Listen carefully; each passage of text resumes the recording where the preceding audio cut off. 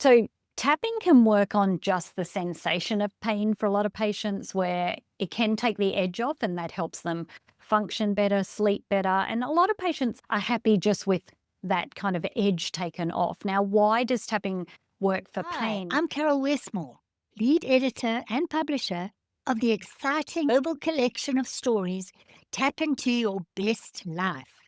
EFT tapping stories of real life transformation and healing. In this series, we spotlight our authors and explore the real life transformation behind their My chapters. guest Today is Professor Peta Stapleton, a world leading researcher in emotional freedom techniques, EFT tapping. Peter is a registered clinical and health psychologist and professor of psychology at Bond University in Australia.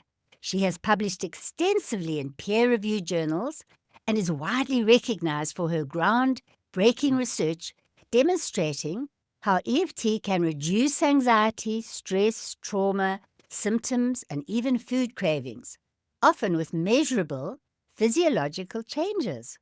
She is a passionate advocate for what she calls the fourth wave of therapy, approaches that combine cognitive understanding with emotional and somatic regulation. And I'm especially honored that Peter has written the preface to our new global anthology, Tap Into Your Best Life, a collection of real-life EFT transformation stories from practitioners around the world. Today, we're talking about the science behind tapping, the power of storytelling and healing, and why emotional regulation skills have never been more important than they are right now. Welcome, Peter. Thank you. It is my absolute pleasure to join you here. Peter, you often speak about EFT as part of what we call the fourth wave of therapy. For those who don't understand what that means in terms of therapy, I've always differentiated between how, when I came to EFT, I was tired of years of talk therapy, explaining to therapists where I was and walking away without feeling healed from my own childhood traumas. Effectively, please explain to us what you mean by the fourth wave of therapy. Absolutely. So to give it context, it's worth talking about the first three waves that preceded. And for a very long time, the most common form of therapy at large in the world was very much a psychodynamic or psychoanalytic approach. And listeners might be familiar with Sigmund Freud, even the idea of lying on a couch and talking freely, often for many years. And that really is what we would term the first wave of therapy, where lots of psychoanalysis was done and lots of free thinking, free association, that type of thing. What followed that, but not for hundreds of years, was a behavioral approach. So in the 1970s, 60s, and 70s, lots of researchers, particularly out of laboratories at universities, were really looking at small animal kind of behavior, particularly rats and things like that, and going, I wonder if we could train behaviors into our potential clients, and will that help change things like thinking processes and stuff like that? And the answer was yes. So we had quite a few decades there of behavioralism, and lots of that is still used to this day in parenting techniques or trying to habit change, that type of thing. But what really emerged in the late 1970s to the 1980s was what we call the third wave of therapy, where I guess researchers and therapists were not convinced that everything was just about changing behavior, that there was a real intersect between how we think, how we feel, our body posture, and things like that. And that really is what termed and came about the cognitive behavioral wave. So it extended behaviorism, but it added the thinking part. So obviously that was researched, it still is to this day. And out of that were different extensions, and they were things like acceptance and commitment therapy, or even things like dialectical behavior therapy, so DBT. So lots of other extensions, mindfulness, integrated CBT, mindfulness-based stress reduction, they were all still in that wave. But what was happening at the same time in the 1980s, 1990s was an emergence of therapy styles, and EFT tapping is one of them. I guess researchers and clinicians started to say and stumble across different techniques that engage the body. So not just talking, like you say, and not just changing behavior based on, okay, catch your thoughts. What are you telling yourself? That type of thing. But really looking at behavioral body interventions. And one of them that has now been well accepted in the trauma field is EMDR. So the eye movement, the desensitization therapy that Frances Shapiro pioneered, and that was out of her clinical work. So EMDR was the first, but EFT or tapping was also emerging at the same time, but hadn't yet crossed over into academic situations like where I am and been tested in clinical trials. But EMDR was picking up that kind of speed. And so it has been approved and well accepted for lots of different kind of presentations, including PTSD and trauma. But EFT is right there now after kind of 25 years worth of research. And again, in this fourth wave. So it's like, we still have the other waves. Doesn't mean that they're not going to work. They are well researched. But we now have another option for many people. Like you said, sometimes talking about things just doesn't work for any particular client, and there's a need for something else. And it may be that need is absolutely part of moving things that are still perhaps stored in the body from childhood events and things like that. So that was a very long answer for what is the fourth wave. I think that's beautiful because some of those therapies that came before, you didn't mention, but like NLP, we can use as a therapist or as a practitioner in our tapping work. There are times when we say something and while we're tapping with someone and that they get thrown about, things like that. I've been interested in a lot of these other ways because I was what you could call I was a researcher in the 80s of all the new stuff coming out of California, and some of it was working. The law of attraction, these things were interesting to me. In fact, going back to my teens, I was looking at the Norman Vincent Peale and the power of our minds and changing our lives, and yet there was something missing, and I think we all felt that, but until EFT came along, and even then, I was doing another kind of hypnotherapy called The Journey. And I looked on the videos, and I couldn't see how just tapping was going to change until I promoted Anne Ross, one of the original EFT masters, and then Carl Dawson. And they did some tapping on me in person in the workshops. And suddenly I had this aha. You had your aha. I'd love you to tell that story. Go ahead and tell us what opened your eyes to it.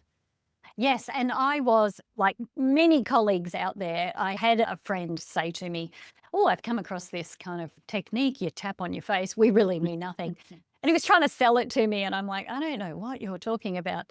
But at the time in the community, I was running weekly support groups for sufferers of eating disorders because that's my clinical area.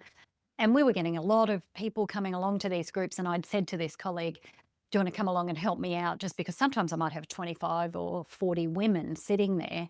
And if one of them gets a bit distressed, I needed his help. Lo and behold, one of these support groups, a young girl started to have a panic attack. And he'd been trying to tell me, my colleague, about this tapping technique. I had no idea what he was talking about. In this group, she started to hyperventilate and she genuinely was starting to have a panic attack. And he just gestured and said to me, I'll take her outside. And I'm like, okay, because I had 30 women sitting there. So I keep teaching the lesson and he comes back within about 5 or 6 minutes. And I remember looking at him thinking, she's very calm, to the point where I actually wondered he didn't slip her a Valium or something like that. And I wrote about this story in the Science Behind Tapping. And I thought, oh, I better have a chat to him afterwards. Anyway, the group finishes. That young girl stayed calm for the rest of the hour. Everyone goes home. And I said to him at the end, what happened there? Because she was so calm. It was almost like she'd had a tranquilizer. And he said to me, no, I just took her outside and did that tapping thing that I was trying to tell you about in the last couple of months. And because I'd seen the outcome, literally she was hyperventilating and having a full-blown panic attack. He leaves, he comes back within less than 7 minutes. She's calm, she stayed calm for the next hour. I'd seen the outcome, and that was the first moment that I said, you need to tell me more about what this is. You're not explaining it very well, but what is this? Because I have never seen anything that fast. So that was my journey. That started, I obviously went off and did a training very similar. There was a local trainer. I'm like, okay, I dragged my best friend with me and I'm like, come on, what are we going? I'm like, I don't know. And they did a chocolate exercise, a classic kind of hold a Yes. piece of chocolate, smell it, tap on how you feel, the smell, the taste. And I'm not joking. I was one of the last people standing. I'm holding it's like dripping down my arm and I'm holding it. Love it. I'm like, no, I'm still tapping on this chocolate. And I did. I eventually got there where I'm like, oh, the desire just shifted. I thought, I don't want to eat it. I had to go and wash my hands. And that was about 27 years ago, where that training and that impact for me, and obviously we went off and did another 12 years worth of research in food cravings and weight loss, because that was the moment where I'm like, this is bizarre. I don't know how this works. And of course, we've got a lot more research now. But Yes. yeah, I had a couple of those personal experiences where I'm like, what is happening here? And I was NLP trained as well. I'm like, this is like nothing I've ever come across before. Yes. And that to this day, have you advanced, just looking at weight loss and cravings, is there anything more you could tell us from your latest research, why it still works, or does it still work with eating disorders? Tell us more. Yeah, so we ended up, once I was in my academic position, doing a really good 12, 13 years worth of research in this sort of food craving space. And we were really looking at, if you can reduce a food craving, that pull that food has over you, would that result in weight loss over time? And Dr. Dawson Church in America has done very similar research, and we've both found the same thing.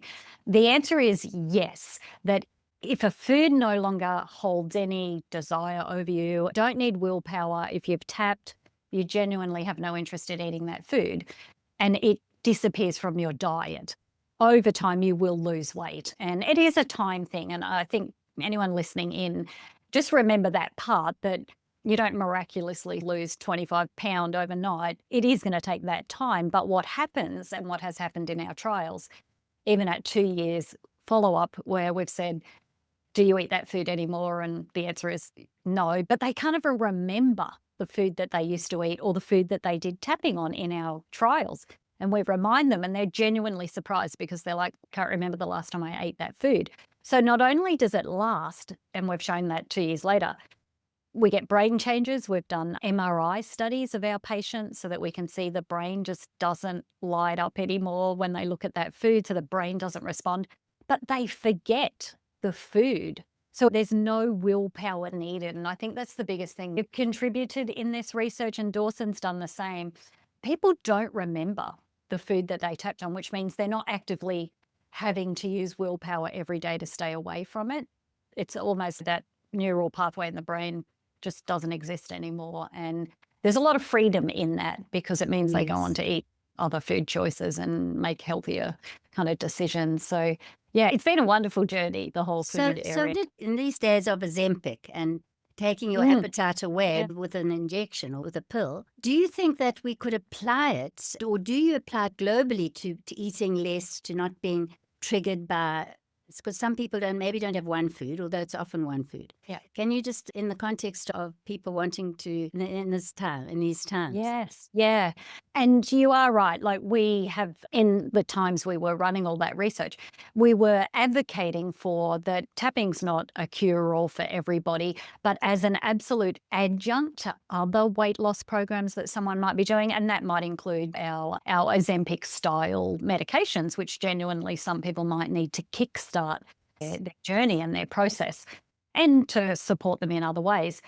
That the addition of EFT for that journey is going to help in so many ways. And it might be when they stop taking the medication. It might be for trigger foods that they still are using willpower to stay away from. Because what we have found, and I've done quite a bit of research with patients that have had bariatric surgery, so they might have had, a band put around the top of their stomach to reduce the quantity, size of food that they eat, that type of thing. And what we found was, even if you try to manipulate appetite, like in those kind of patients, they could override that if the desire was strong enough. So they could override the desire, even though they weren't hungry, they would still eat the food that was a Yes. trigger, chocolate being one of the most common ones. So I'm a big advocate for, there's a lot of treatments out there in the medical world that are absolutely needed, but we can supplement EFT Yes. into those programs to make life Easy. easier for And patients. one of the questions that I wanted to ask you is, it's not just chocolate and tapping away that neural pathway. Is it also about the memory that we associate, the feeling that we maybe go back to childhood having an ice cream from a father you never saw until he visited you once a year or whatever? Absolutely. How do Yes. we Yeah. tie in that? Is that something that just tapping on ourselves or holding the chocolate, or would we need a bit of therapeutic support to find Yes. why that's such a Yeah. trigger Really good food as well? question. Yes. And the answer is probably both. That one, you can start with the food in front of you, and absolutely people might have that. And sometimes that's all you need to do is tap on what it is about the food that, really is desirable. But for many patients, and we found in our trials over that dozen years, at least half of our participants had memories that were associated with those foods. And in those cases, sometimes they are best handled by seeing someone that is a specialist or a practitioner with skills in EFT. A lot of the memories there are positive around food, not negative. So you just said maybe there's always that ice cream that's given to you. And I tell you where it came up a lot. A lot of our patients, when they were much younger, were able to have their favorite foods and their treat foods when they were sick at home. And so they would have the ice cream and get to stay home from school. And so this powerful association comes about. Or they had wonderful memories with a grandparent baking certain foods at Christmas time, that type of thing. And so it can be quite triggering to realize that and go, I don't want to change that memory that's positive. But all we're changing in that memory is the association with food, so that they can still keep the love for that grandma and baking and that memory, or they can still have those feelings towards that person, but they don't have to use food to get to those feelings, because that's what was happening. And we always say, look, if someone's giving this a go at home, they're watching a video, it's not a live session, and maybe some of those really strong emotions come up, absolutely reach out to any one of the major organizations around the world, because we can link you up with Yes. someone and help support you with that. Yes. And the only reason I've labored that particular issue is that there's really no story in our anthology, in our co-author book, Tap Into Your Best Life, that addresses that, other than in your preface, which we're grateful that you wrote. End it a bit here.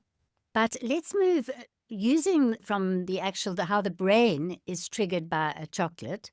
Can Mm. you describe how EFT tapping, the latest research, I think you mentioned what they're doing in Korea, they can find that the Yes. acupuncture points in the brain, that actually Yes. the latest findings show why this is working. Yeah. And it is. It's such a fabulous place to be in time and history, because when I started this journey 25 years ago, we didn't know, but now we do. So Korean researchers started this research in the 1960s, but it wasn't able to be replicated, and science likes replication, until the last kind of 10 to 15 years, which is fantastic, because our imagery equipment has, of course, progressed and become more advanced.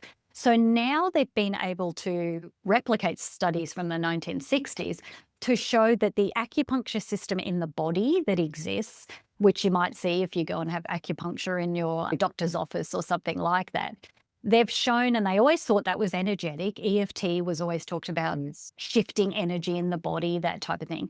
But they've actually found that acupuncture system is real. It's not energetic, it's physical, it's vascular. And the little acupuncture points, you can actually see when you inject what they call tracer dye into this tiny duct system in anyone's body, you can see it coagulating in these acupuncture points. And when they, lo and behold, in the last sort of 10 years, looked at those acupuncture charts on those posters, which some of those were put together hundreds and hundreds of years ago, the correspondence of where they thought the acupuncture points were and the tracer dye studies, the overlap was 80 to 90%. So they were so accurate, knowing there's an acupuncture point here, there's one here. And so now we know that if you stimulate an acupuncture point, so we tap, obviously in EFT, acupuncture, they use needles. There might be other somatic techniques that also stimulate them. That signal is actually transmitted into an electrical signal, and it's able to travel along this physical system in the body, and it gets to the brain, it gets down through our digestive system, down into our legs, because it's actually running all the way through your body like a network. And it's this little duct system, and it's very tiny, but you can see it now. There's surgery slides where you can see them holding it up, and you can see the acupuncture point, and you can see the line. And we now know that tapping on one of those gets converted to a signal that's electrical and can go through the body, which is why we'll see after someone does an hour's tapping session, their stress hormone, their cortisol level will decrease, their heart rate will calm down, their blood pressure will drop. We see all these physical outcomes because it's not just energetic, it's actually this physical Yeah. impact that we're having on the whole body. Do we still talk about the energy, though, that we're shifting? As you said, Yeah. physiologically, but at the same time, we may have been stuck and suddenly we're not stuck, or something releases. How do we bring the two together in explaining to people that energy Yeah, I still think matters? yeah, and energy psychology is still the overarching term for a lot of these therapies, including Yes. EFT, like energy psychology. It's like there's something in the body here in this fourth wave. And so clients do talk about, yeah, they just don't feel stuck anymore, or they can think more clearly, or they feel like it just lifts, and suddenly in one, there'll be mid round of tapping and go, it just shifted. And it's like, what shifted? So for a client, they might talk about energy. We might be able to see what shifted in that Yes. MRI scan, or that blood pressure reading, or that cortisol measurement. We're like, that was the moment that they went, it just left me. Like, we've done a lot of research in chronic pain, and patients will tap and tap week in, week out in a trial. And then just 1 week, they go, the pain just left my body. It's just Yes. gone. Tell us about pain. Can it shift immediately if we start tapping? Yeah, so we particularly have looked at chronic pain. So pain where the body, you might have had an injury, but the body should have recovered by now. So there's no physical sign of any injury. So we've been working with patients that still, and most of them are like 10, 12, 15 years down the track, where the injury happened a very long time ago, if there was one, but they still feel the pain. They perceive it, and quite severely. So tapping can work on just the sensation of pain for a lot of patients, where it can take the edge off, and that helps them function better, sleep better. And a lot of patients are happy just with that kind of edge taken off. Now, why does tapping work for pain? Often a lot of pain patients are also quite stressed. So pain obviously impacts your life, quality of life, your movement. And so stress is quite high for a lot of them. And because we know tapping can reduce the stress hormone in the body, it appears to have an impact on things like inflammation, because if cortisol is coming down, blood pressure is coming down, then people's perception of pain, as long as there's nothing physically obviously damaged in the body, their perception shifts. So then they report the pain's gone away, because we're working with patients where there shouldn't be anything physically wrong. So yeah, we've got this like intertwined network in the body where if you're quite stressed, you're also going to have that stress hormone all the way through your body. And if you've got a tool like tapping that can impact that cortisol, that stress hormone, then you are going to get an impact in other areas, such as gene expression, or the perception of pain, or inflammation markers in the body. And obviously Dawson Church has done some of that research in the US, where they have shown your gene expression changes after you do tapping. Yes. So we've moved from the weight to the pain. Yeah, we have, I'm yeah. going to ask you, because we don't have all the time in the world, is there, in our book, people are telling their stories. You've had a chance to look at it. Is there anyone in particular that stands out that you were a bit surprised that tapping could have helped, or that you said, oh, this is a fantastic example of something that it can work on anything? I think that's the answer, isn't it? That I am still constantly surprised, but I shouldn't be as a researcher. But Yes. I think what's so heartening for us, whether we're running a trial or reading the stories, and obviously hoping everyone listening in absolutely gets their hands on this book, is because I think the stories are really showing that anyone can benefit, and that the impact of tapping can be applied to so many different areas. And I think that's the takeaway here, that why can that happen? It's because stress comes up with lots of Yes. different things And in I life. think, not to Yeah, put you on the spot, one of them that sure. made an impact on me is Viv Husud, who's dealing with BTs. And Yeah, again, the stress, or someone dealing with the story of eczema, yeah, how there is tapping is helping the stress levels and the pain they've yeah, had emotionally as well. But so yeah. I'm sure you agree with that. But what I was going to ask you to throw you this question: in the years that you've been doing this, what would you say is the single most common factor that holds people back that tapping helps? And that's you may not be able to answer that, but one No, factor. yes, yeah, it's a great question. And even if I look at the students I teach or the people in our trials, or I have two adult daughters myself, I think what does it hold, what people are held back by are their own, like what Gary Craig said back in the beginning, that palace of possibilities that we're born into when we're young and we're bright eyed. And then we learn along the way in life through whatever happens to us to maybe stop going in all these rooms in the palace of possibilities, that all these things are open to us.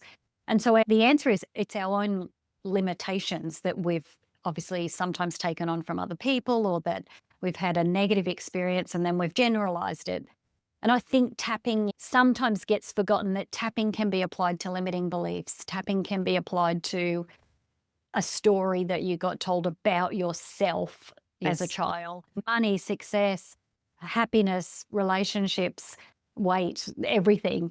And yeah, if we can apply it in that, so many things open up. And I've watched many clients over the years and people in our trials go on to live these fulfilled lives because they become their true self. And that's what's so exciting about this book. It's the book I wished I'd had when I was young and thank you. 18 and starting my adult life, going, I needed that book. I was listening to Louise Hay on cassette tape. Yes, me too.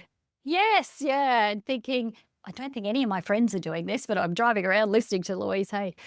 But that's the kind of book where you're like, okay, that person sounds like me and they got that outcome. Yes, And that story sounds like that person. And maybe I could try this and see what happens for yes. me. Because I think we can, without going into details, we can admit that globally we are just rising levels of anxiety and feeling of powerlessness.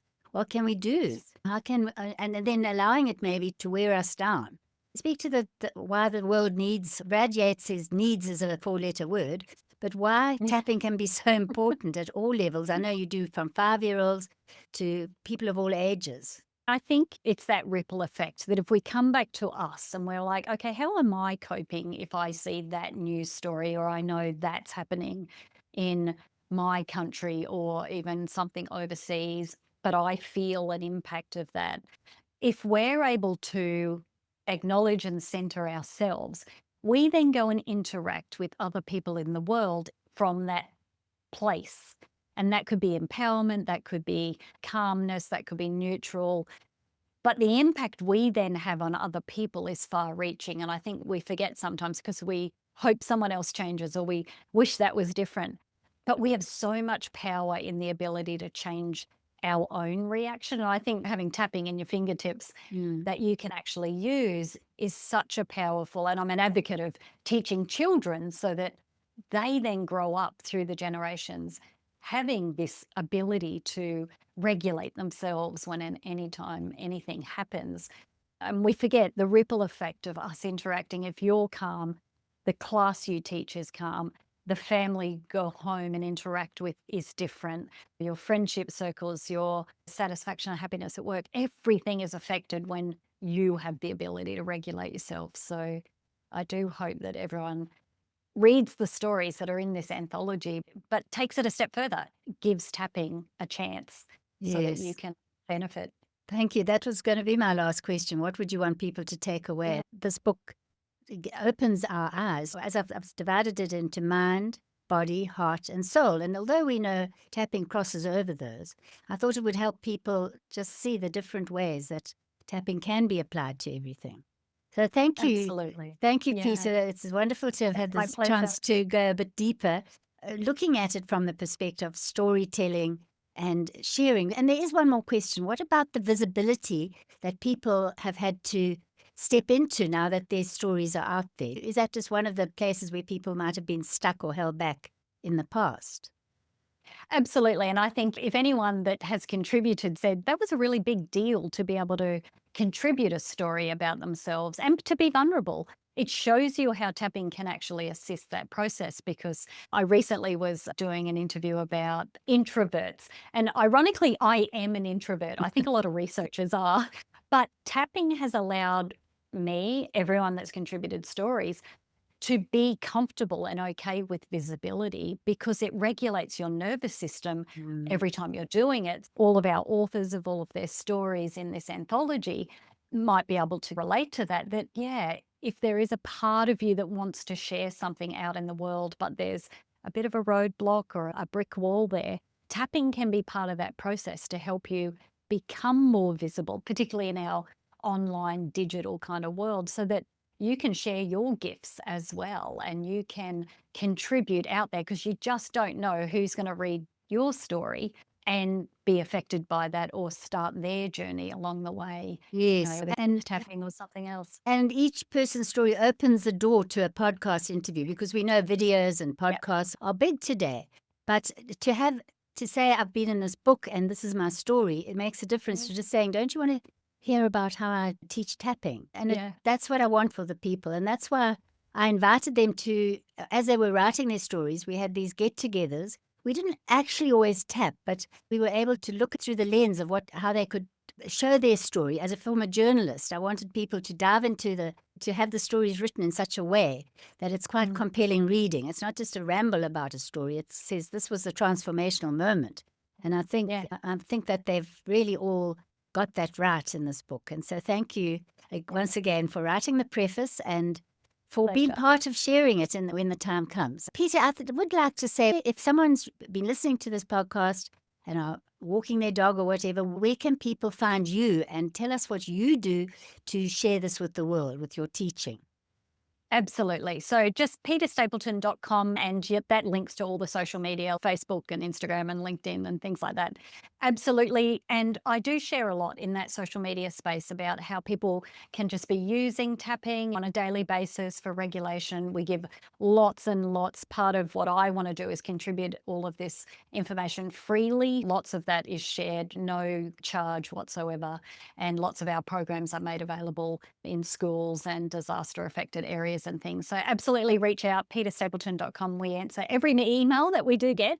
So thank Sure. you once again. Right, If absolutely. something in this conversation resonated with you, I invite you to share this episode with someone who needs to hear it.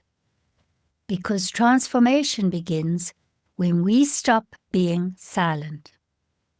Until next time, keep tapping, keep growing, and stepping into your best life.